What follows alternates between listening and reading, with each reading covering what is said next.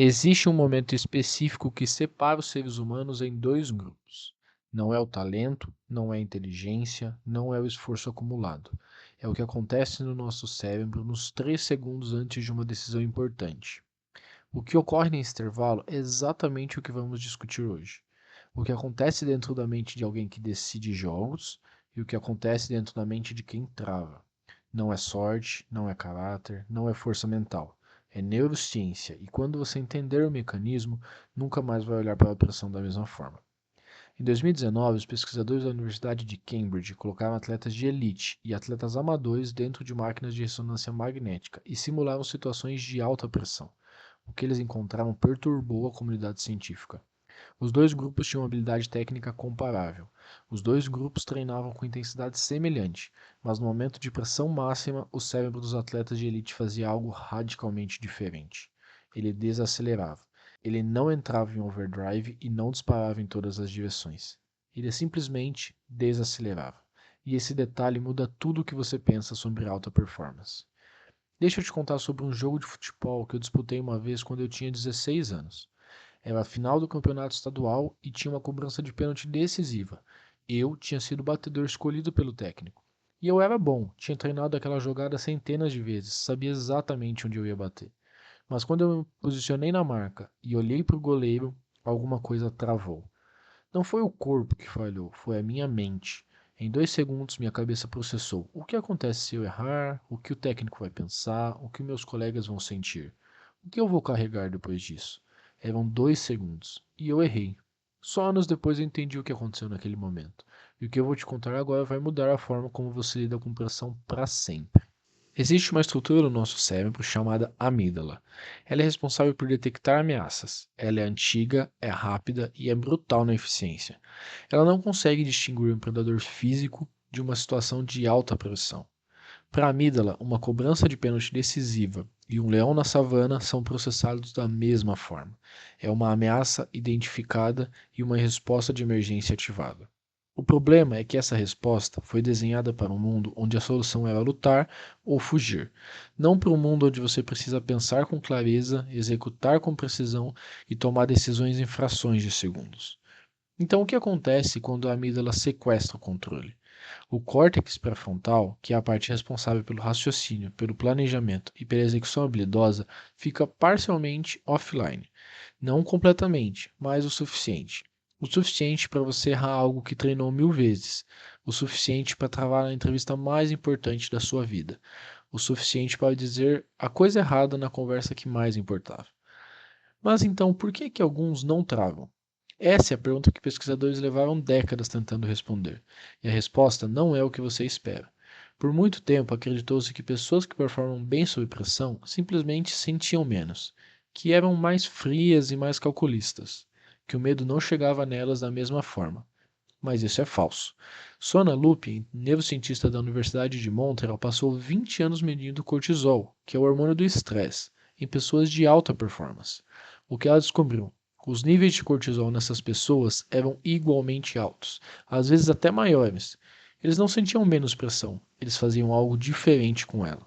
E a diferença está em algo que a psicologia chama de interpretação da excitação.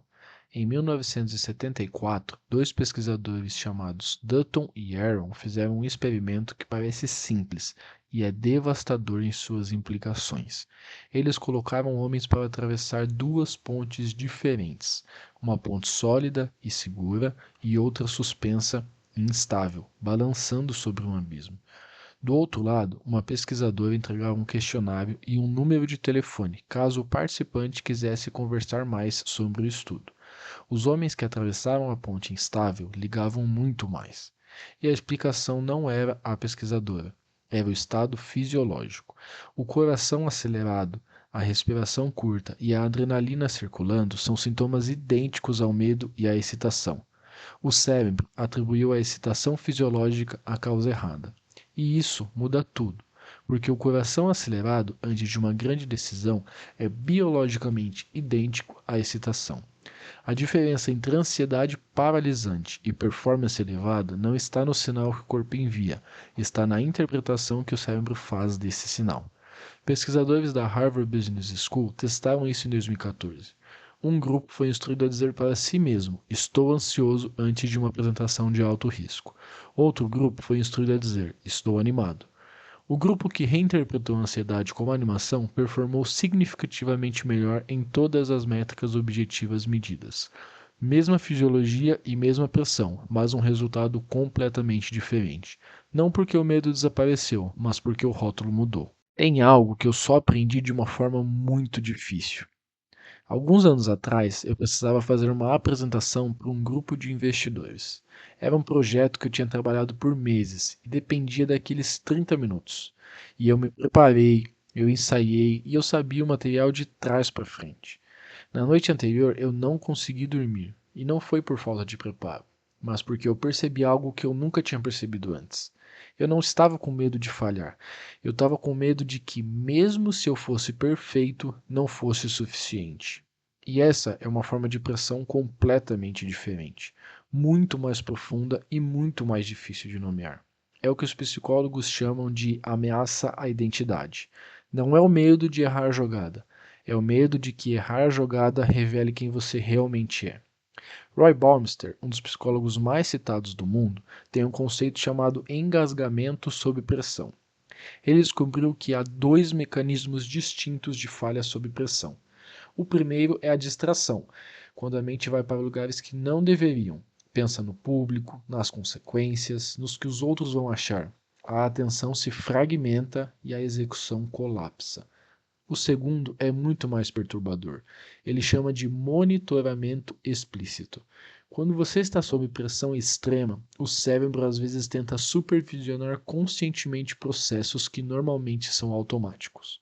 Você começa a pensar sobre como está respirando, sobre onde estão seus pés, sobre a mecânica exata de um gesto que você faz sem pensar há 10 anos.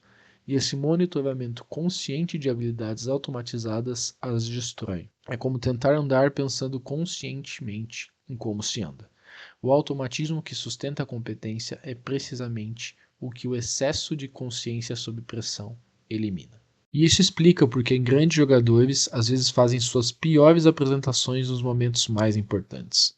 Não é porque a pressão os sobrecarregou com excesso de esforço, mas é porque o esforço consciente invadiu o espaço do automatismo. E existe uma camada ainda mais sombria nessa história. Pesquisadores da Universidade de Chicago descobriram que pessoas com alta ansiedade de desempenho têm memória de trabalho prejudicada, especificamente sob pressão. A memória de trabalho é a capacidade de manter informações ativas enquanto processa outras. É o que permite que um jogador de xadrez visualize várias jogadas à frente. É o que permite que um cirurgião mantenha clareza durante um procedimento complexo. Quando a pressão eleva o cortisol além de um certo limiar, a memória de trabalho reduz sua capacidade. E a redução não é pequena. Estudos mostram quedas de até 30% na capacidade de processamento. 30%.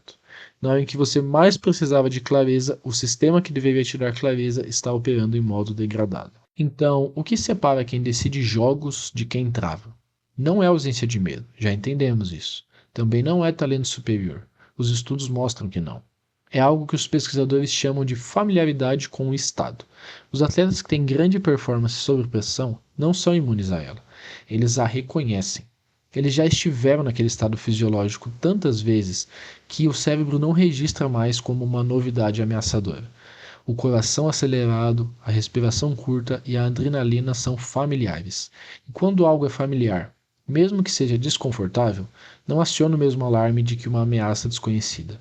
Michael Jordan errou mais de 9.000 arremessos na carreira. E cada erro em treino, cada situação simulada de pressão, cada momento em que ele buscou o desconforto controlado, foi ensinado ao seu sistema nervoso que esse estado é navegável. Não é agradável, mas é navegável. E há uma diferença monumental entre as duas coisas. Existe algo que a ciência revela, mas a cultura esconde. A maioria das pessoas passa a vida inteira evitando os momentos de pressão, se preparando em excesso para eliminar a incerteza, esperando que a condição perfeita chegue para tentar algo importante. E ao fazer isso, elas nunca expõem o sistema nervoso ao ingrediente que constrói a capacidade de performar sob pressão real. Aquela pressão real, não a simulada e nem a controlada. A real, com consequências reais, com possibilidade genuína de falha, com desconforto que não pode ser gerenciado antes de ser vivido. Voltando àquela cobrança de pênalti de quando eu tinha 16 anos. Eu errei e o time perdeu. Eu fui para casa carregando aquilo por semanas. Mas o que eu não sabia até então, e sei agora, é que errar aquele pênalti foi o evento mais importante da minha formação. Porque sobreviver àquele erro me ensinou algo que nenhum treino poderia ter ensinado. Que o mundo não acabou, que eu ainda era eu do outro lado daquele erro. Que a pressão, por mais real que seja, ela não é fatal. E é exatamente esse aprendizado visceral, incorporado e impossível de simular que separa quem trava de quem decide. A pressão não revela quem você é. Ela revela com o que o seu sistema nervoso está familiarizado. E sistemas nervosos mudam.